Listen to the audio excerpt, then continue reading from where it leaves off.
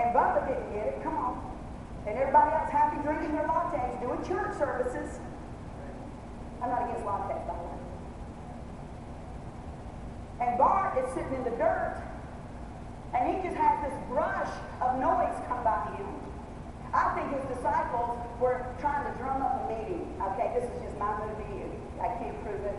And my husband has 1 million master's degrees and doctorates of divinity, theology, and all that. So, and he says it's not in there, but I don't care. If it was my movie, if I wrote the Bible, this is how I'd write it. How do you say the name of the city? Breslau. Breslau. Okay, now imagine, have you ever been to Jericho? I know you have. It is this big. Today, it is this, it's not big. So, coming through Jericho, his disciples are being PR guys. They're going to promote the meetings. And they've got brochures. Jesus of Nazareth. They might as well, now I know y'all are very fond of Jesus of Nazareth, but Nazareth is not a title. It's a city. Jesus of Breslau. I did say it right. Help me. Okay, here, fly up. Jesus of Breslau is coming to town. We want you to be at those meetings. We got an extra hot meeting. Jesus of Breslau. Now understand, to the hearer, can anything good come out of Breslau? Think about it. I mean, y'all got more corn here than we do at our church. You understand what I'm saying? If someone said, Jesus of Breslau, you think, I didn't know, y'all would say, Jesus of Breslau, and y'all say, I didn't know. There's someone Mexican here. And they're handing out flyers. And no one's moved, no one's touched. Jesus of Breslau, you need to be at the meeting. He's a really good preacher. And I'm telling you, you'll be amazed. Jesus of Breslau. Jesus of Breslau. Be at the meeting. And Bartimaeus is in the dirt. He's not even standing. He's in the dirt, and he hears the words, Jesus of Breslau. Am I saying it wrong? Sorry, my southernness is wrapping around it. And Bartimaeus grabbed someone's coat and said, what did you say? And they turned to him and said, Jesus of Breslau. And at that point, he begins to cry out, Jesus, Son of David, have mercy on me now. And they said, shh, it is not eye day today. Yesterday was eye day, today's ear day. Come on, say it with me. Who was telling him to be quiet? It was Peter, James, and John. Are y'all with me? Y'all, John the Beloved was not always John the Beloved. He was John, turn or burn, toast them. Come on. Burn the town down. Are y'all with me? And something irritated the disciples about this cry. Bartimaeus is calling, Jesus, Son of David. They say, be quiet, stop it, don't bother him. And he gets louder. Are you with me? And it stopped Jesus.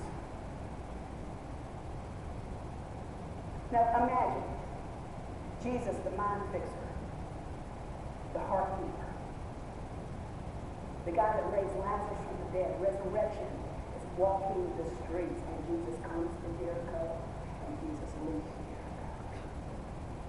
And if you think there's anything less of him in this room than there was in that day, you are wrong. Jesus has come to all nations. What would stop him? Now, it's more than being loud, I promise you. Bartimaeus is more than faith, but something happened that released his faith. He heard what no one else in that entire city heard, including the disciples. This is recorded, okay? The first time Jesus is called the Son of David in the New Testament, it came out of the mouth of Bartimaeus. They said Jesus of Brazlaw, but he heard Son of David. Now understand, being Jewish and well taught, Son of David means Messiah, heart healer, mind fixer. Come on. Resurrection and life. All power, all authority has been given unto me in heaven, earth, and hell. Come, that's what he heard. You hear Jesus, Son of David, and you don't have the weight of what happened to him. He heard God, the Holy Ghost, whisper to him, your miracle is walking by. And when everyone else heard Jesus of Brazlaw, he hears the one who opens the eyes of the blind, the one that the Spirit of the Lord is upon, to set at liberty those that are bruised. He heard what no one else heard. And if you're going to move in the miraculous, if you're going to receive out of the unseen realm, you must hear in this room what no one else hears tonight.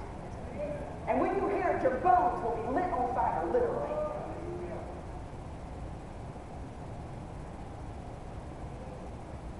See, the disciples, 3 years into this, are fighting over who's going to take over Jesus Christ Evangelistic Association International.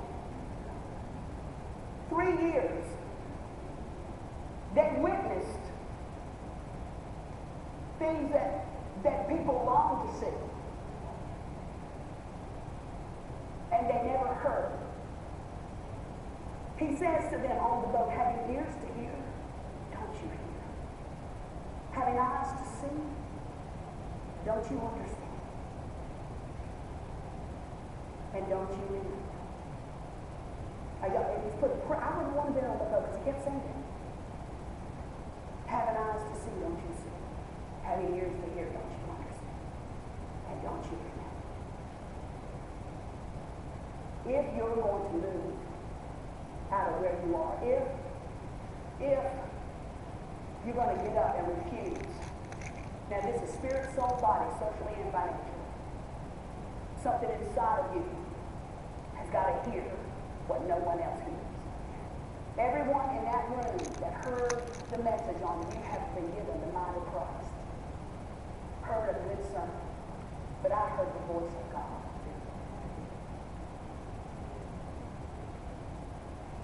Listen.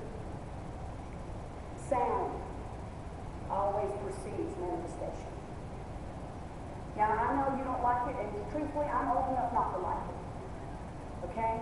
But on the forerunning of a new thing, a new move of God, the music will always change.